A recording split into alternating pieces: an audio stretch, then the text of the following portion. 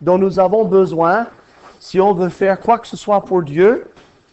Et quel est le nom de cette énergie divine? Vous en souvenez-vous? La grâce. L'énergie divine, c'est la grâce. Approchons-nous donc du trône de la grâce afin de trouver grâce pour être secourus dans nos besoins. Paul disait, j'ai travaillé plus que tous les autres apôtres. Non pas moi toutefois, mais la grâce de Dieu qui a œuvré avec moi.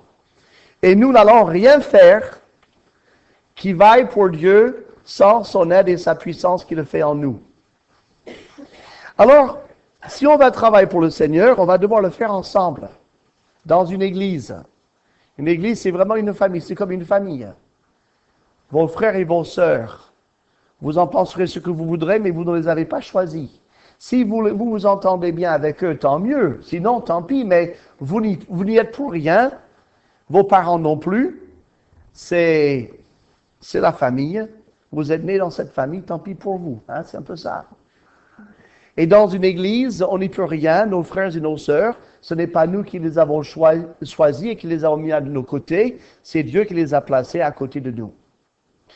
Eh bien, Dieu veut que son amour rayonne en nous et entre nous.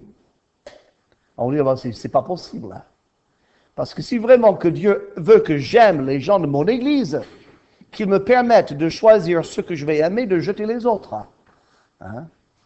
Voilà, là au moins, là je pourrais peut-être dire que j'aime tout le monde puisque je les ai tous choisis pour mes amis. Non. Justement, pour nous aimer les uns les autres et pour travailler ensemble, il faut encore une fois cette grâce de Dieu, cette énergie de Dieu.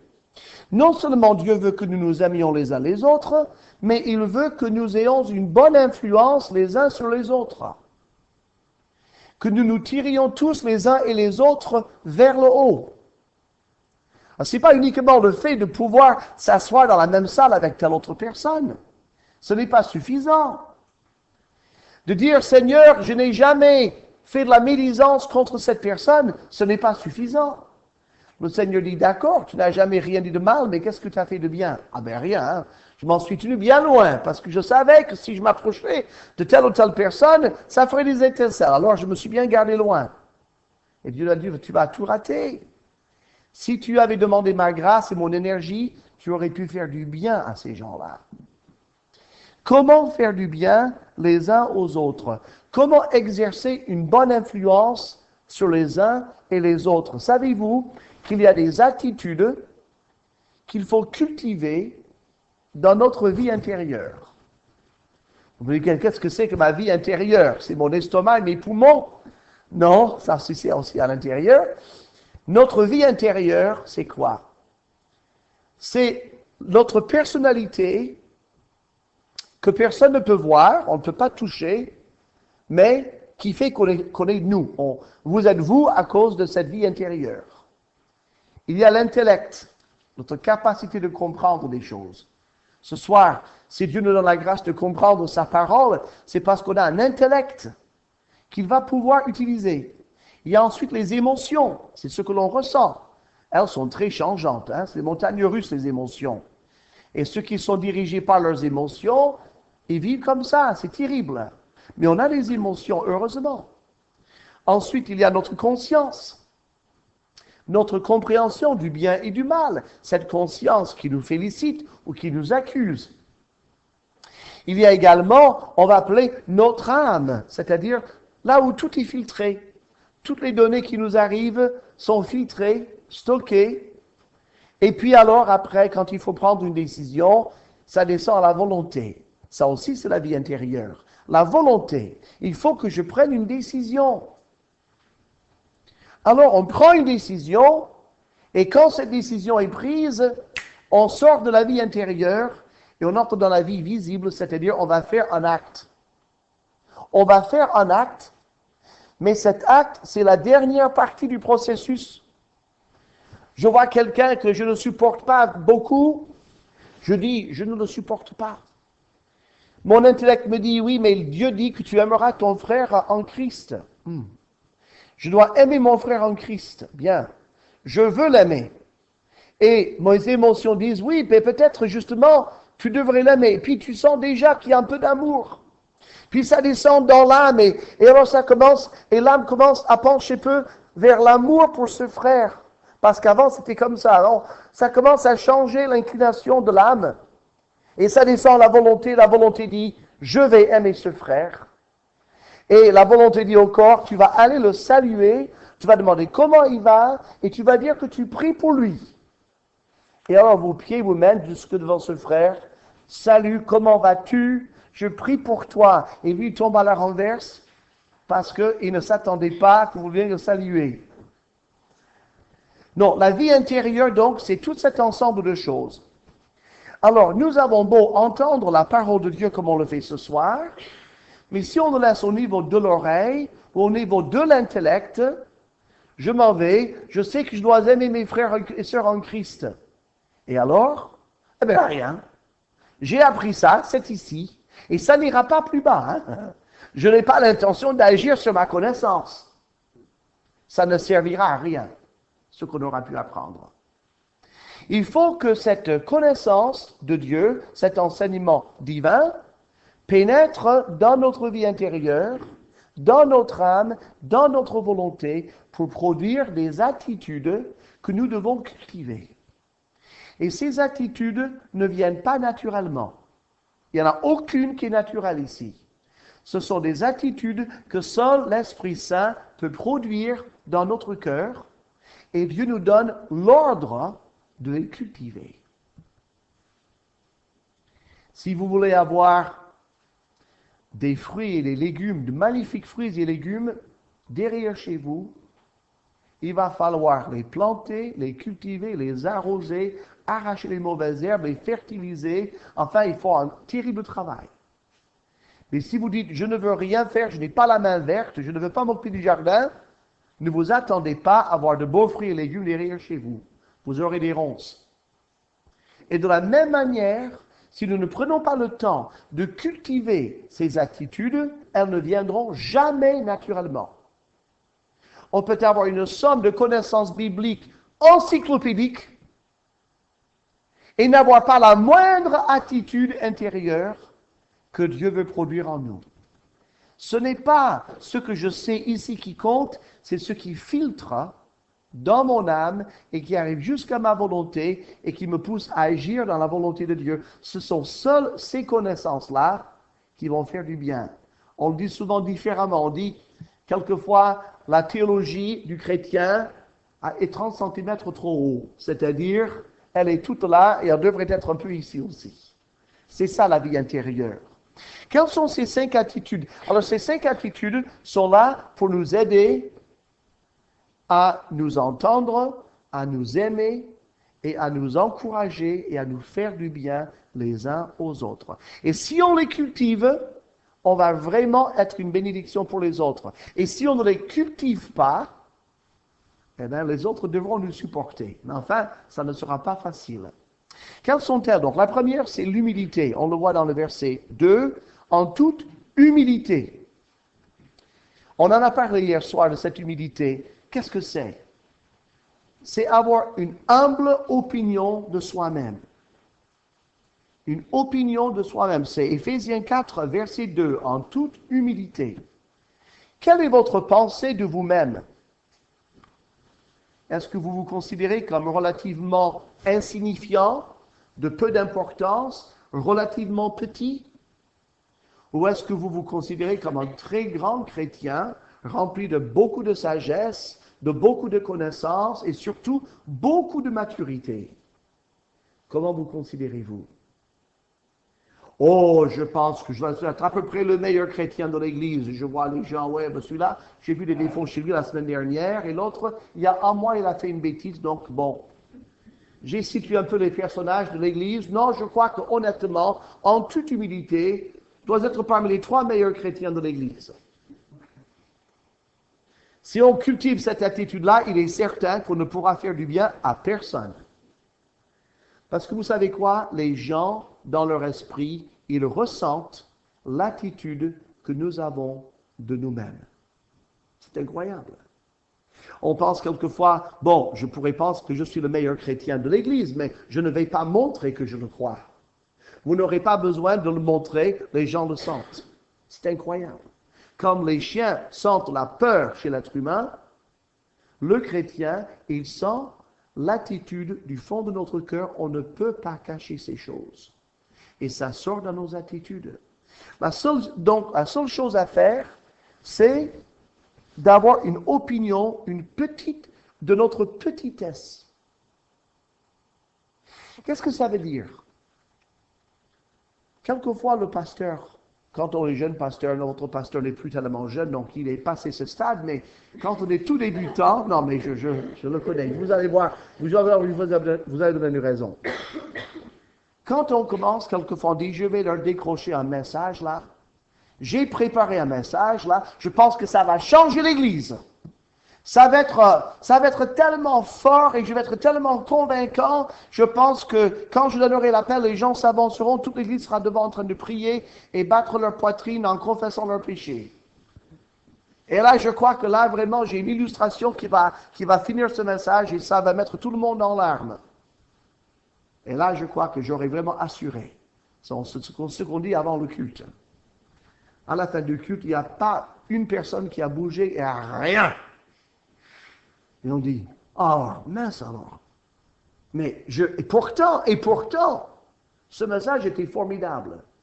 Et au bout d'un petit moment, on se rend compte, seul Dieu fait le travail de conviction de péché. Seul Dieu peut toucher les gens. Moi, je ne peux rien faire. Je ne peux rien faire. On s'approche d'un frère ou d'une sœur. Qu'est-ce que je peux faire, moi, pour aider cette personne? Qu'est-ce qu'il y a en moi qui pourrait les aider? Mais rien du tout. Mais je ne suis rien. Mais je ne peux faire aucune œuvre pour Dieu. Je peux parler, mais si Dieu ne fait pas le travail, rien ne sera fait. Quand on en arrive là, c'est ça l'humilité.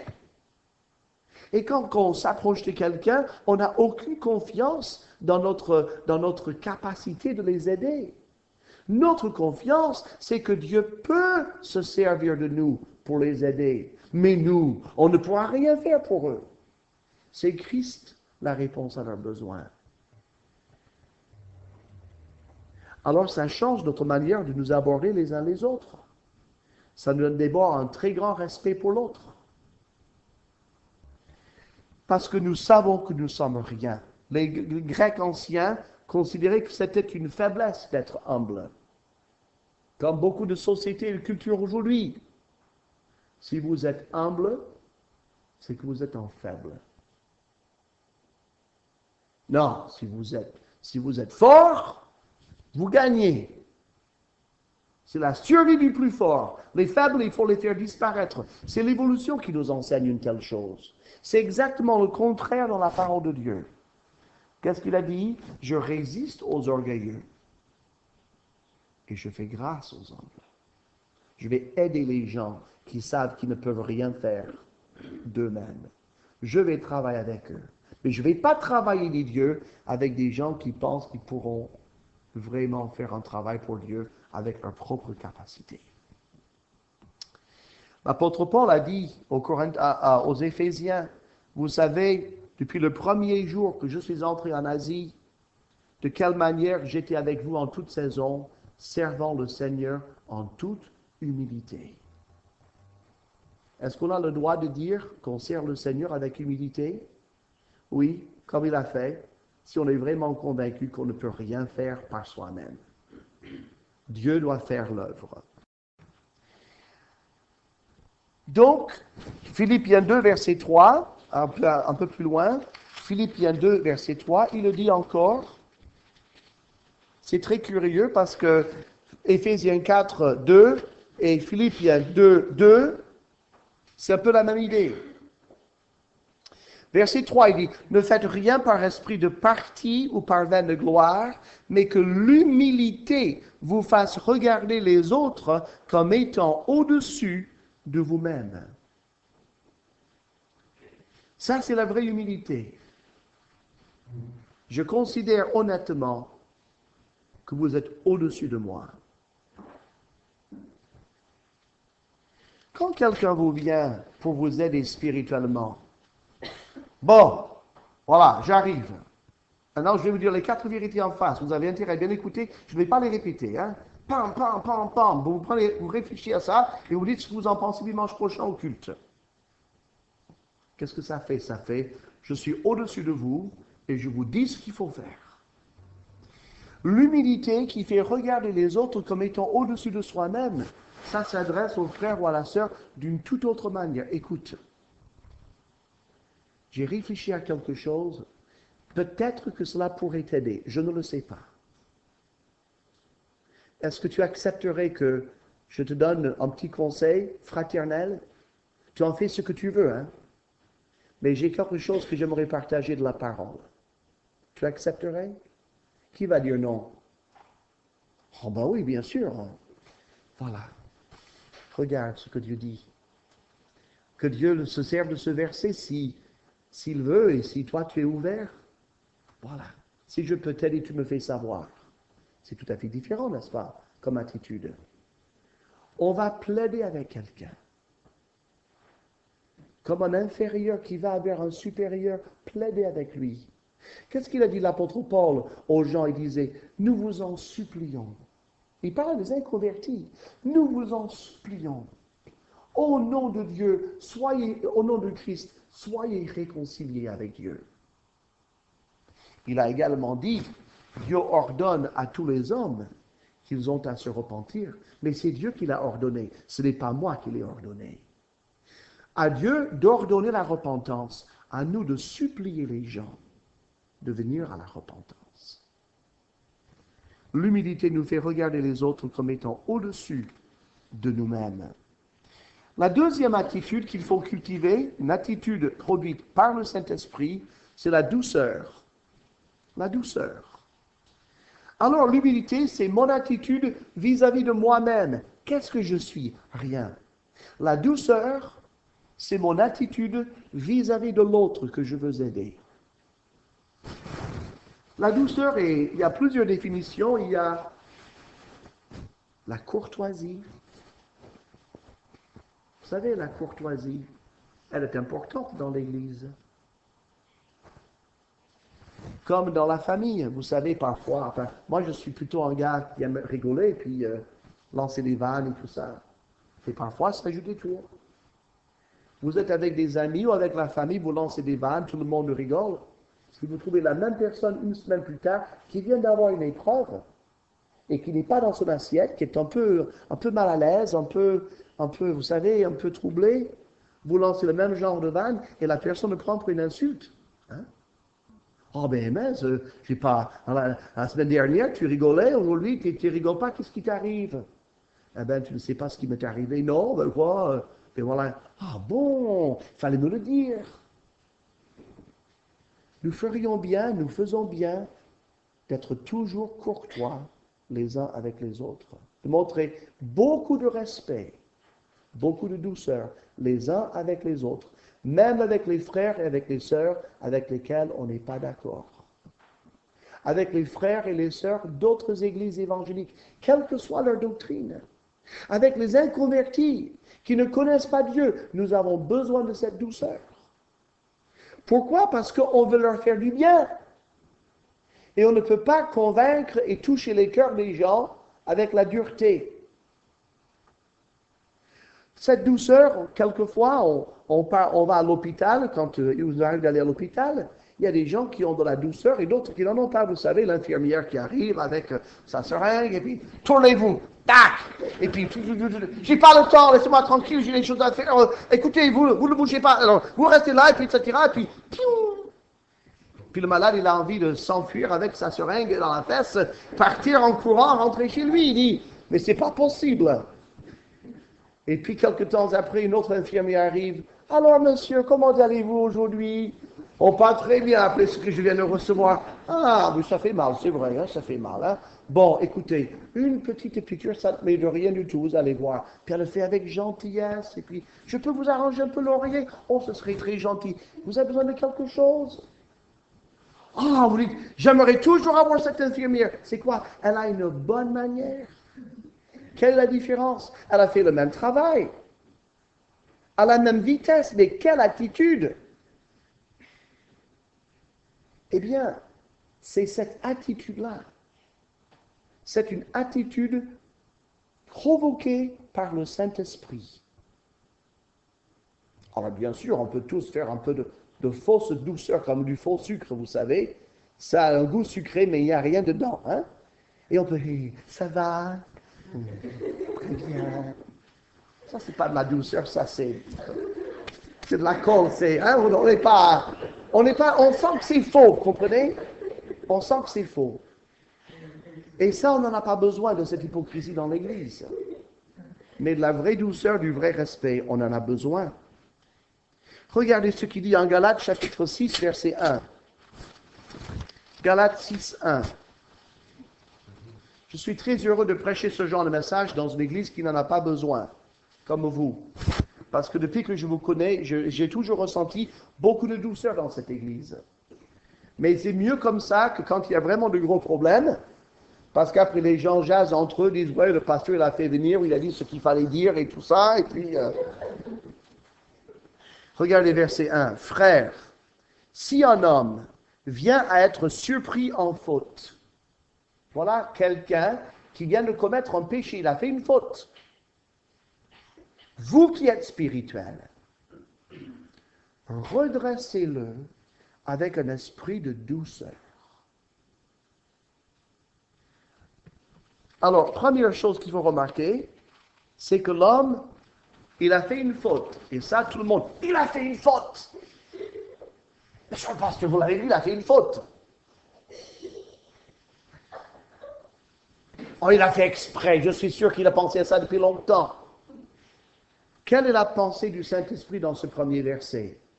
Est-ce qu'il a fait exprès? Est-ce que je dois penser qu'il a fait exprès? Non. Je ne dois pas penser que mon frère a fait cette faute exprès. Qu'est-ce qu'il dit? Je dois croire qu'il est tombé dedans sans se rendre compte ou sans l'avoir prévu. Il a été surpris dans une faute.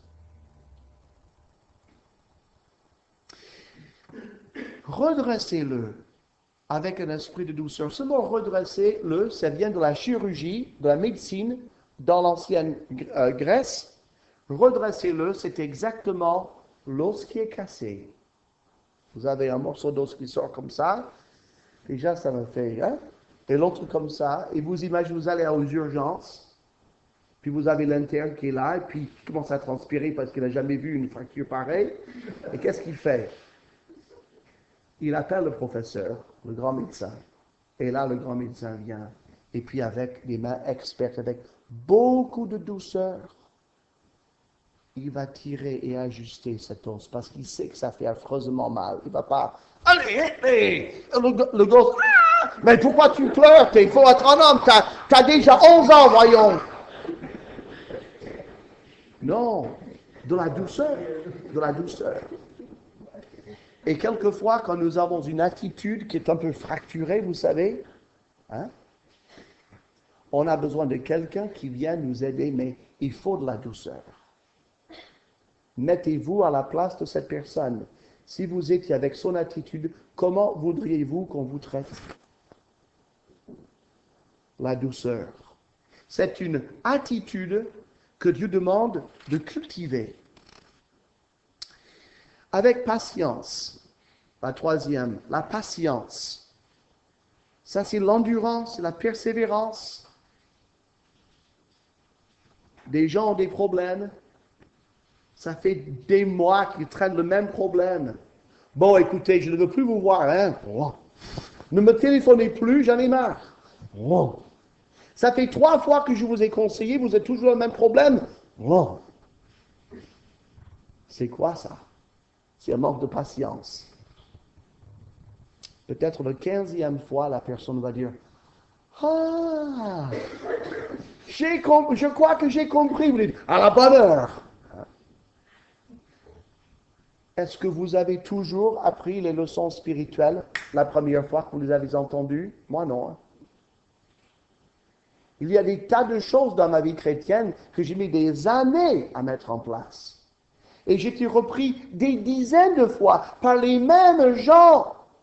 Et il me semble, et ça ne bougeait pas chez moi. Et tout à coup, j'ai compris et les choses ont changé. Et si les gens avaient abandonné, n'avaient pas montré cette persévérance, où serais-je aujourd'hui? Où seriez-vous aujourd'hui si quelqu'un n'avait pas été patient avec vous?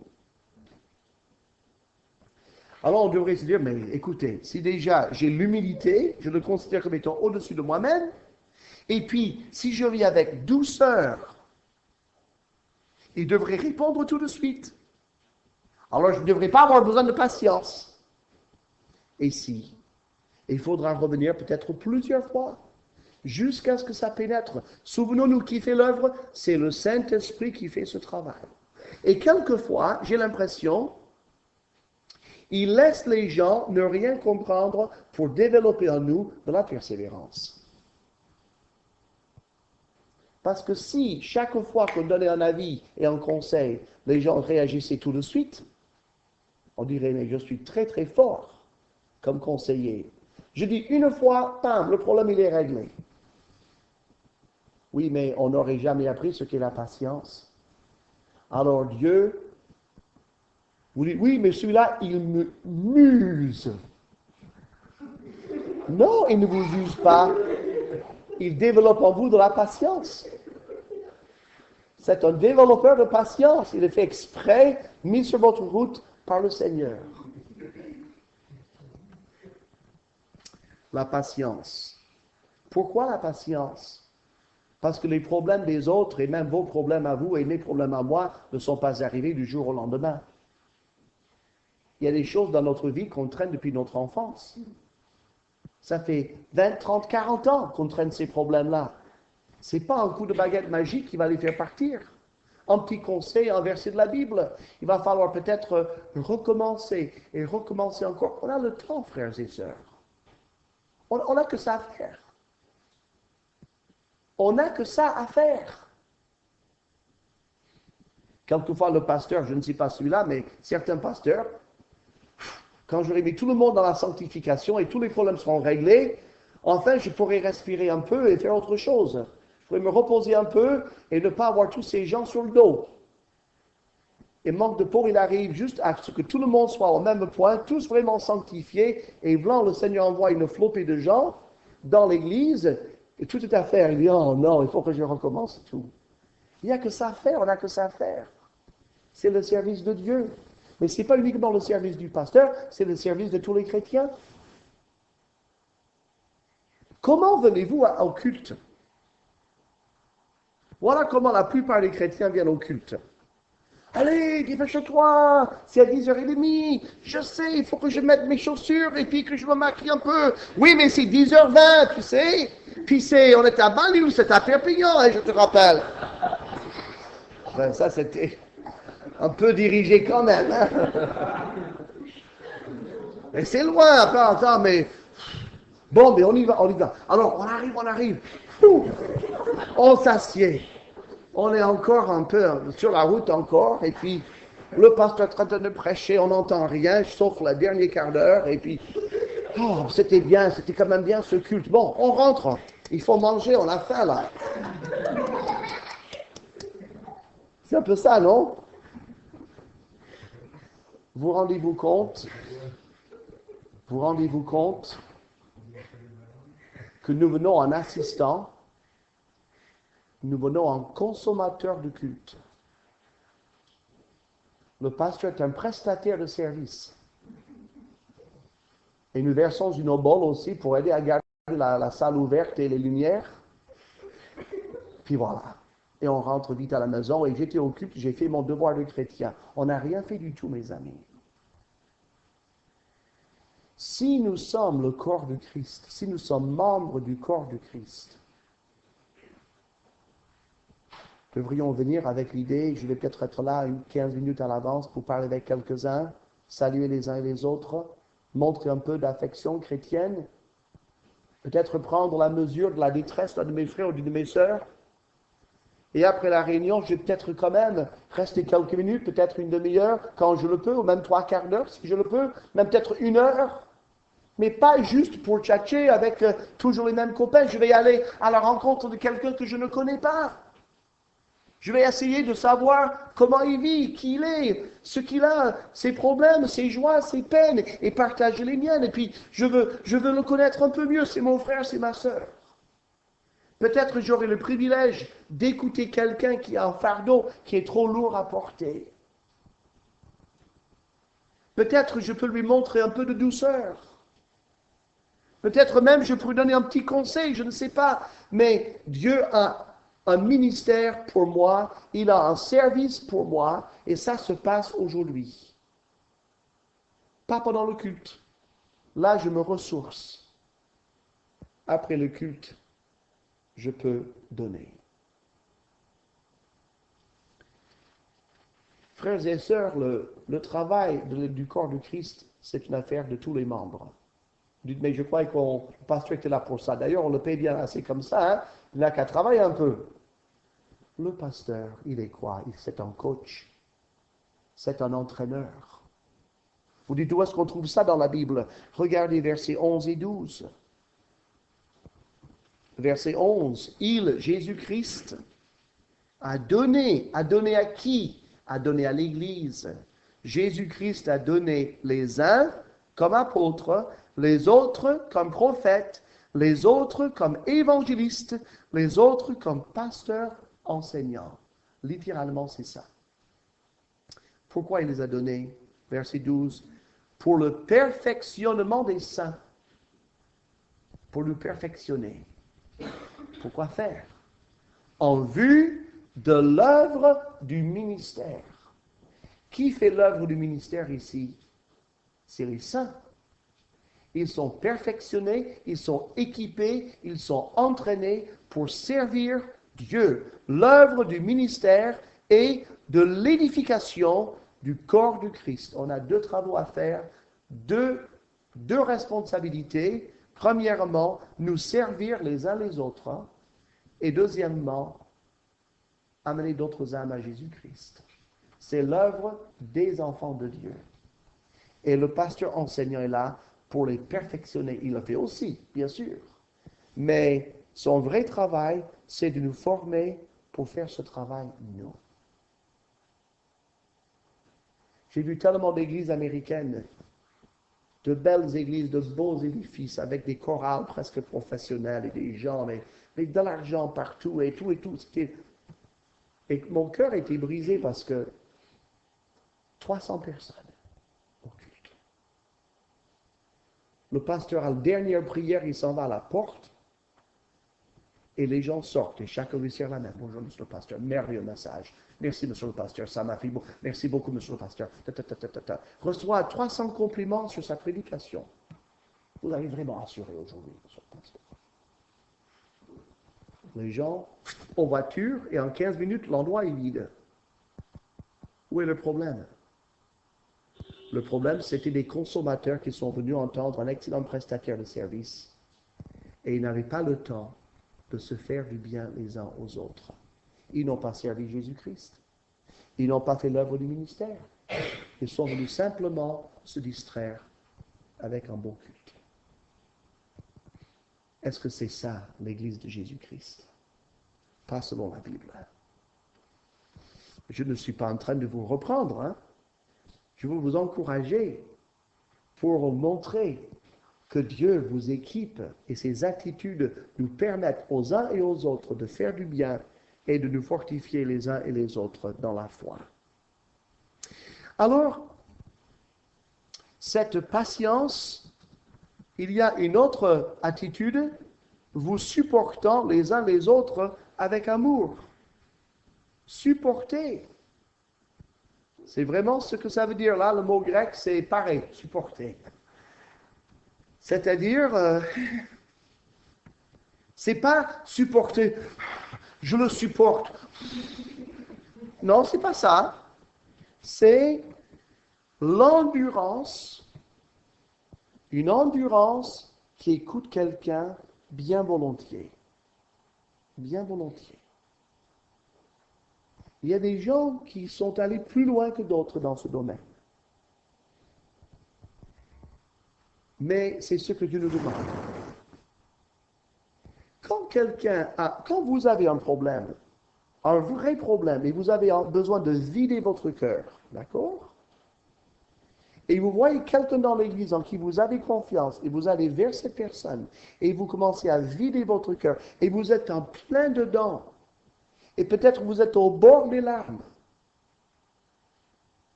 Et la personne qui vous regarde les yeux dans les yeux, et qui semble vous écouter, et qui tout à coup, il vous écoute, il vous regarde, et puis, salut, ça va? Excuse-moi, hein? Ça va? Et toi, ça va bien?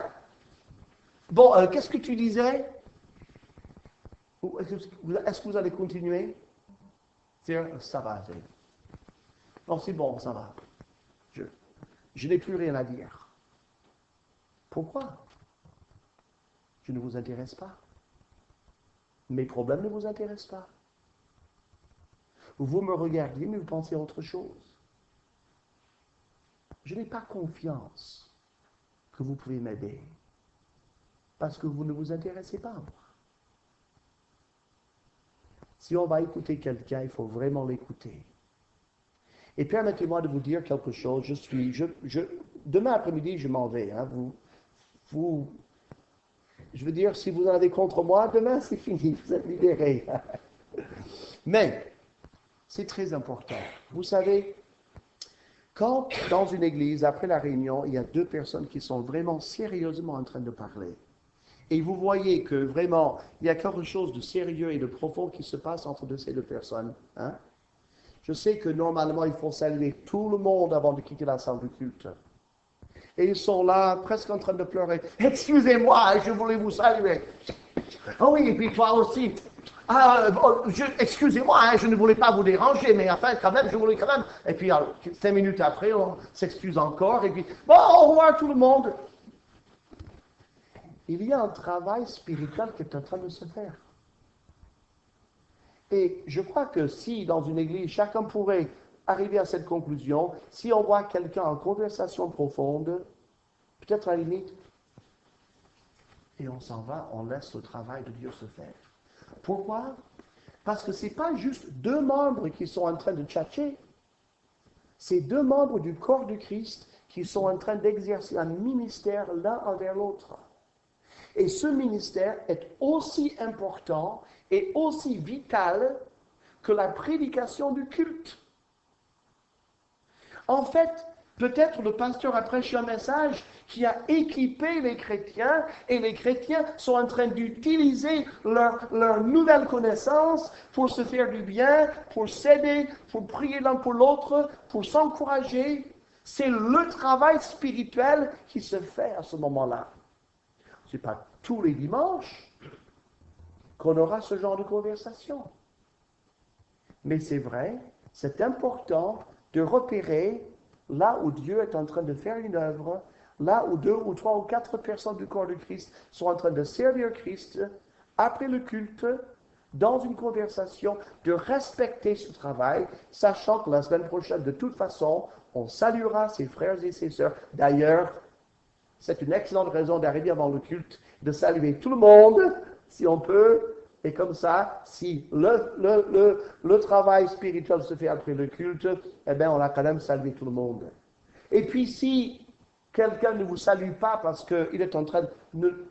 N'en prenez pas ombrage, dites pas, oui, celui-là, il va pas saluer, il parle toujours avec celui-là. Peut-être celui-là, il en a vraiment besoin maintenant, et peut-être vous aurez besoin le mois prochain.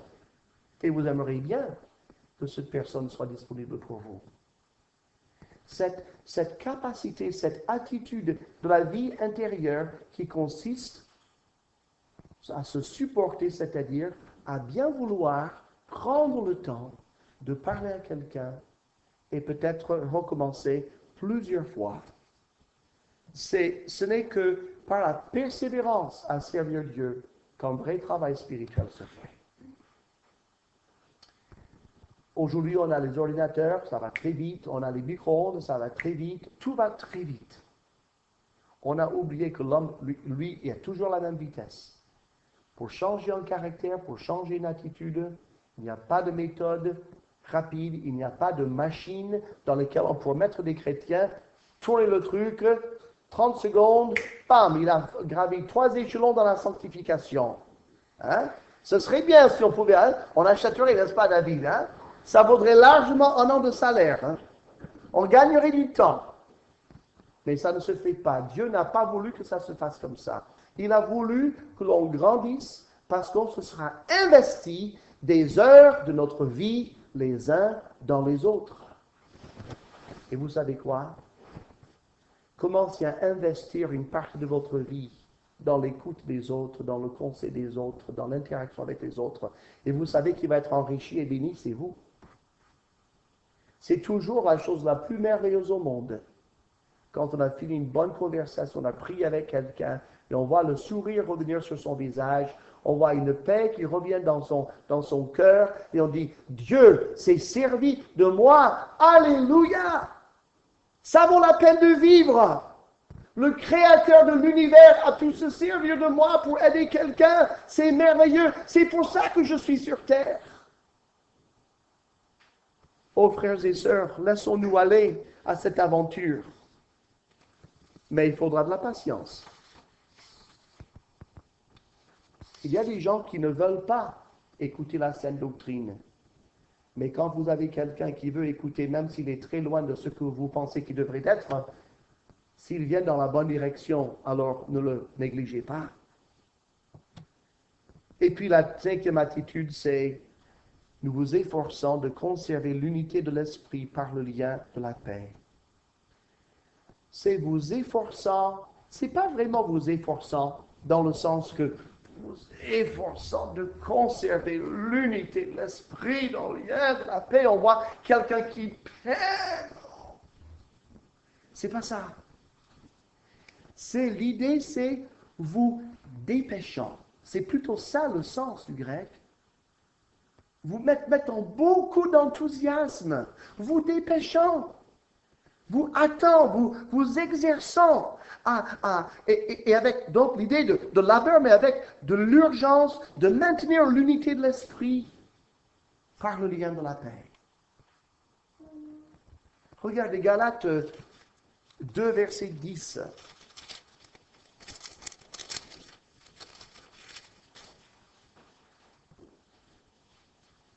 On a exactement le même mot que vous efforçant dans le verset 10. C'est Saul qui vient de se convertir et il va rencontrer les apôtres à Jérusalem. Et les apôtres lui ont dit, oui, écoute, tu seras l'apôtre des païens comme nous sommes les apôtres des Juifs.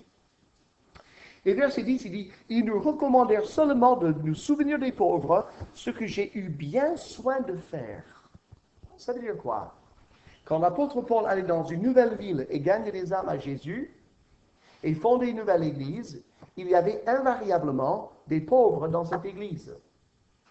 Il n'y avait pas de sécurité sociale, il n'y avait pas de RMI, il n'y avait aucune aide gouvernementale. Les gens étaient dans la rue, souvent affamés, assoiffés, sans logement, sans rien.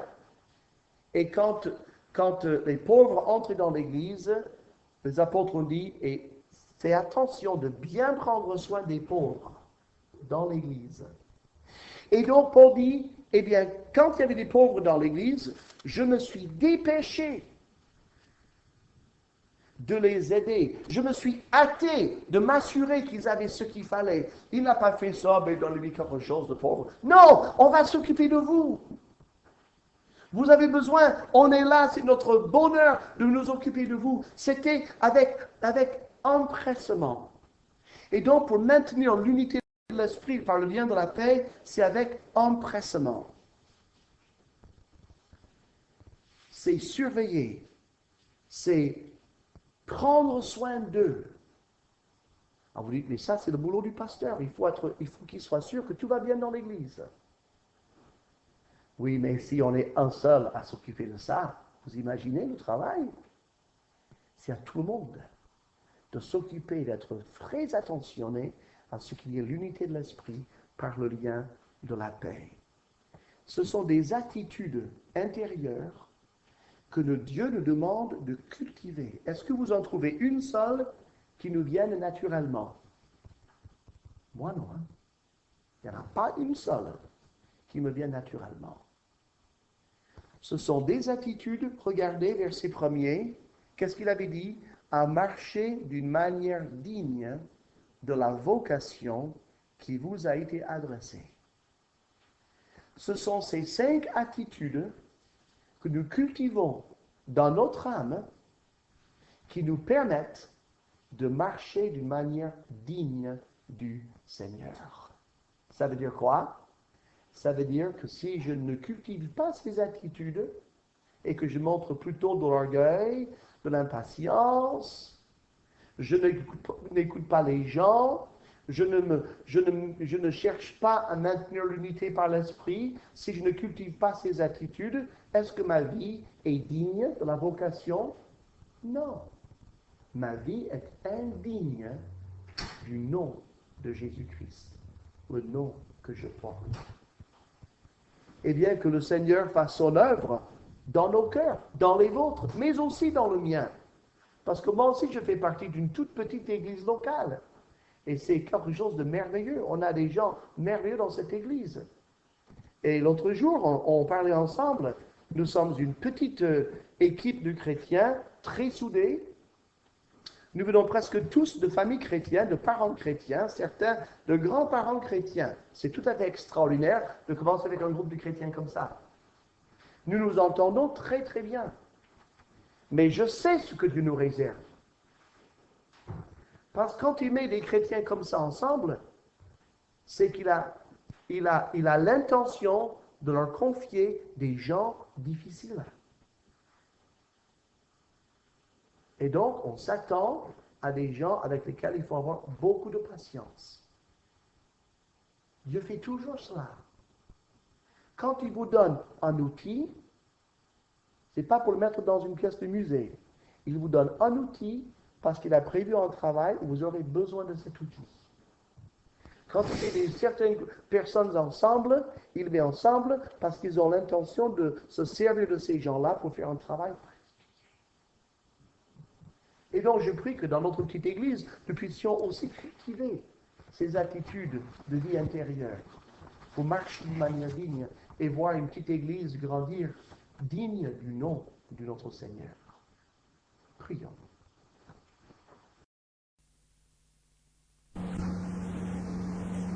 Continuing with the letter to the Hebrews and reading from the verse 5 of the 2nd chapter.